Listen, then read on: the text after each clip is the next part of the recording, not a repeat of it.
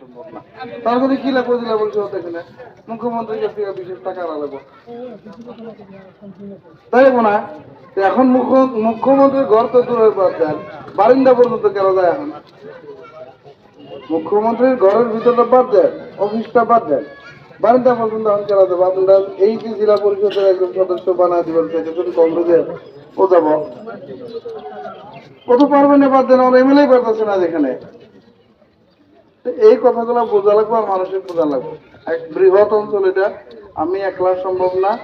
আপনারা যদি এই মাহফিলের মানুষের যদি বিশ্বাস করেন যে এই ছেলেটা আছে, ওর নাম যেটাই লাগলে আজরাইলি,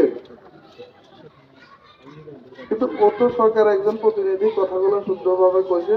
যদি আপনারা ভাবেন যে আমি শুদ্ধভাবে কইছি, বিবেক বিবেচনা রেখা করছি, আর আপনাদের জন্য যদি বিশ্বাসযোগ্য, আমি যে কথাগুলো বলছি যদি ভাবে যে এই কথাগুলো বিশ্বাসযোগ্য, তাহলে আগামী দিনে আমাদের কিছু ভোট চাই, আমার বোনটার জন্য কিছু ভোট চাই। কারণ আমি আর আমার বোনটা সব সময় সব জায়গায় যাওয়াটা সম্ভব না। যে এইখানে আমার পরে কার কথায় ভোট দেবো মানুষে, বা আমার আগে এখানে কেরা কাজ বিশ্বাস করবো, মানুষে বিশ্বাস করবো আপনাদের এই সমাজের মুরব্বী, তাই না? আপনারা নিজের নিজের ঘরের পরিবার, নিজের নিজের রিলেটিভ যারা যারা আছে, বন্ধু বান্ধব আছে, আপনারা একটু আজকে থেকে করে দিচ্ছেন। আপনারা বিশ্বাস করেন কি? আমার করা যাবো কি বিশ্বাস যাব?